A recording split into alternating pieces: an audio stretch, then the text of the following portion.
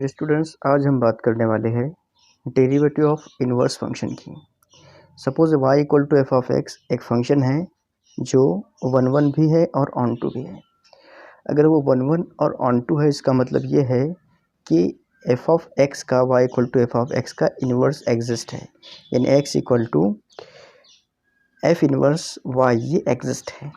और ये अगर डिफरेंशिएबल है, अगर एफ ऑफ एक्स का इन्वर्स डिफरेंशिएबल है तो हम उसका डेरिवेटिव कैसे मालूम कर सकते हैं। Suppose y equal to f of x एक फंक्शन है, इसे हम एक एग्जांपल के जरिए समझने की कोशिश करते हैं। और सपोज वो है 2x minus 2, f of x equal to 2x minus 2 है। पहले हम इसका इन्वर्स फंक्शन मालूम करने की कोशिश करते हैं। देखिए यहाँ पर इन्वर्स फंक्शन कैसे मिलेगा हमें। y इक्वल टू है 2x माइनस 2 के बराबर। ये जो 2 माइनस है, माइनस 2 है, जब ये शिफ्ट होगा लेफ्ट साइड में तो ये बन जाएगा +2, ठीक है, इक्वल टू 2x। ये -2 को हमने इधर शिफ्ट किया तो ये बन गया y +2 और राइट हैंड साइड में बच गया 2x। अब ये 2x जो है, इसके x के मल्टीप्लिकेशन में 2 है, जब ये फिर लेफ्ट साइड में शिफ्ट होगा तो ये डिवीज़न में आ जाएगा, मल्टीप्लिकेशन से डिवीज़न में आ जाएगा। यानी हमको यहाँ पर मिलेगा y +2/2 इक्वल टू x, और x इक्वल टू हमको मिलता है f इनवर्स y। तो हमको इस तरह मिल गया f इनवर्स y। अब y इक्वल टू हमने कंसिडर किया था 2x माइनस 2, और f इनवर्स y हमने अभी मालूम किया y +2/2। अब इन दोनों को अगर हम डिफ्रेंशिएट करें तो देखते हैं क्या मिलता है। सबसे पहले हम इसे डिफ्रेंशिएट करते हैं। तो जब मैं f of x equal to 2x minus 2 को डिफ्रेंशिएट करता हूँ विथ रिस्पेक्ट टू x, तो मुझे यहाँ मिलेगा 2x का डेरिवेटिव 2, 2 का डेरिवेटिव 0, यानी 2 माइनस 0 इक्वल टू 2। लेकिन जब मैं इस फंक्शन को डिफ्रेंशिएट करता हूँ, ये f इनवर्स y ये एक्चुअल में y का फंक्शन है। अगर मैं इसे डिफ्रेंशिएट करता हूँ विथ रिस्पेक्ट टू y, तो जब मैं इसे डिफ्रेंशिएट करूँगा विथ रिस्पेक्ट टू y तो मुझे यहाँ मिलेगा y का derivative with respect to y 1 होगा, 2 का derivative with respect to y 0 होगा, और डिनोमिनेटर में जो 2 है वो कांस्टेंट होगा, यानी एक्चुअल में मुझे यहाँ पर 1/2 मिलेगा। तो आपने देखा कि हमने f ऑफ x को डिफ्रेंशिएट किया, उसका डेरिवेटिव हमको मिला 2। जब हमने f ऑफ x के इन्वर्स को डिफ्रेंशिएट किया तो उसका डेरिवेटिव हमको मिल गया 1/2। तो क्या हम इस बिना पर कह सकते हैं कि किसी भी फंक्शन के इन्वर्स का डेरिवेटिव दरअसल उस फंक्शन के डेरिवेटिव का रेसिप्रोकल होता है। तो एक मिसाल के ज़रिए तो हम ये बात कह नहीं सकते, ठीक है। तो एक और मिसाल देखते हैं। Suppose y equal to f of x equal to x square, यानी y√y is equal to x. हमने y को एक्स स्क्वायर कंसिडर किया, दोनों साइड का स्क्वायर रूट लिया, तो यहाँ पर हमें square root of y equal to X मिल गया, ठीक है। अब यहाँ हम फिर से डिफ्रेंशिएट करते हैं। देखिए y, ये हमने f इनवर्स y को कंसिडर किया, क्योंकि y equal to f of x का इनवर्स हमको मिलता है √y के इक्वल। देखिए यहाँ पर दो फंक्शन हमने फिर से हासिल किए, एक है f of x equal to x square, दूसरा है f inverse y equal to √y। अब इसे फिर से डिफ्रेंशिएट कीजिए तो आप देख सकते हैं कि जब मैं एक्स स्क्वायर को डिफ्रेंशिएट करता हूँ विद रिस्पेक्ट टू x तो मुझे मिलेगा 2x, क्योंकि एक्स स्क्वायर का डेरिवेटिव 2x होता है। लेकिन जब एफ इनवर्स y को मैं डिफ्रेंशिएट करता हूँ विद रिस्पेक्ट टू y तो √y का डेरिवेटिव होता है 1/2 √y। आपको पता है √x का डेरिवेटिव वो होता है 1/2 √x, वैसे ही 1/2 √y डेरिवेटिव होगा √y का, यानी 1/2 √y। अब इन दोनों में तो कोई रिलेशन दिख नहीं रहा, तो इस जो √y है, आप यहाँ पर देखिए √y की वैल्यू ये हमने मालूम की थी, ये थी x के इक्वल। तो क्यों ना इस √y की वैल्यू को मैं यहाँ पर असाइन कर दूँ। ऐसा करने पे मुझे मिलेगा 1/2x, यानी फिर से मुझे यहाँ मिल गया एक्स स्क्वायर, यानी एफ ऑफ एक्स का डेरिवेटिव 2x है, और एफ ऑफ एक्स के इन्वर्स का डेरिवेटिव मुझे मिला 1/2x। यानी ये बात क्लियर हो गई कि किसी भी फंक्शन के इन्वर्स का डेरिवेटिव उस फंक्शन के डेरिवेटिव का रेसिप्रोकल होता है। Derivatives are reciprocal of each other. दो फंक्शन हैं, दोनों एक दूसरे के इन्वर्स है, तो उनका डेरिवेटिव्स एक दूसरे का रेसिप्रोकल होगा, ठीक है। इसके बाद हम एक थ्योरम स्टडी करने वाले हैं जो टेक्स्ट बुक में दिया हुआ है 2.3 थ्योरम इस तरह से, suppose y equal to f of x is differentiable function of x on interval i and y is 1 on 2, इसके साथ दिया हुआ है dy by d x not equal to 0 on interval i, और also if f inverse y is differentiable on f of i then d by d x f inverse y equal to 1 upon f dash f x, यानी D x by d y equal to 1 upon d y by d x. ये है theorem, और इस theorem को हमें prove करना है। तो चलिए इस थ्योरम को हम प्रूव करते हैं।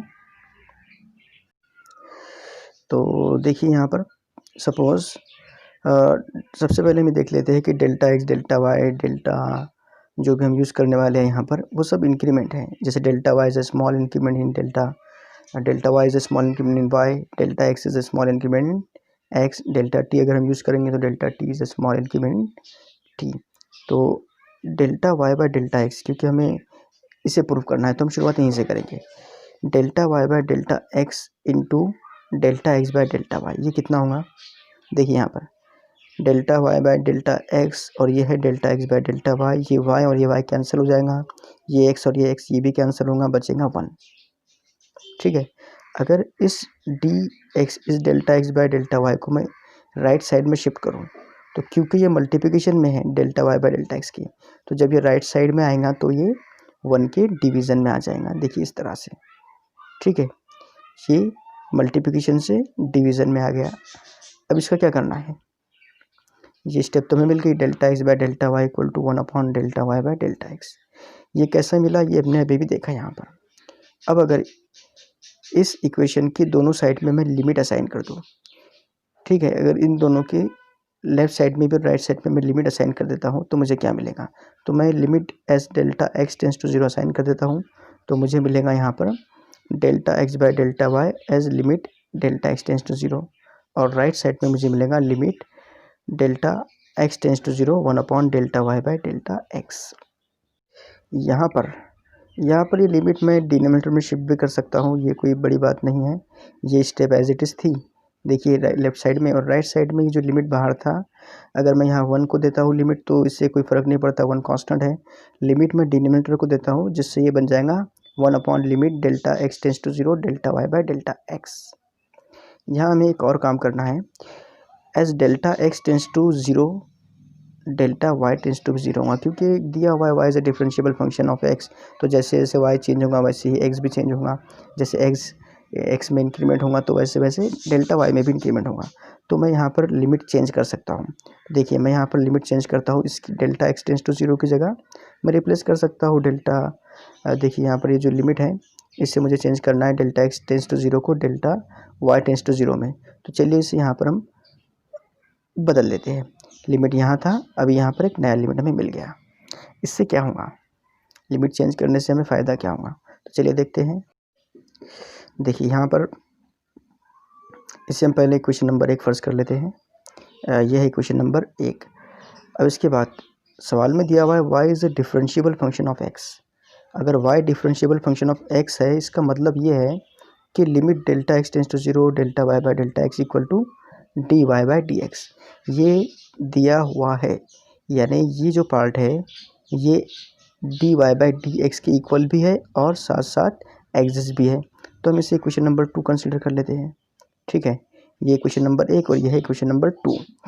तो आप यहाँ देखिए limit delta x tends to 0 delta y by delta x यहाँ पर है, तो मैं इस वैल्यू को रिप्लेस कर सकता हूँ d y by d x. देखिए यहाँ पर इक्वेशन 1 और 2 को हम अगर यूज़ करेंगे तो मुझे यहाँ पर मिलेगा limit delta Y tends to 0 delta x by delta y equal to 1 upon d y by d x.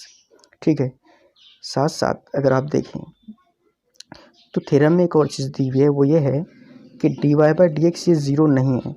अगर डिनोमिनेटर में हमको 0 नहीं मिलता है, इसका मतलब क्या होता है कि डिनोमिनेटर में अगर नॉन ज़ीरो नंबर है, इसका मतलब है कि 1 upon d y by d x ये एग्जिस्ट है, ये फाइनाइट है, ये एग्जिस्ट है।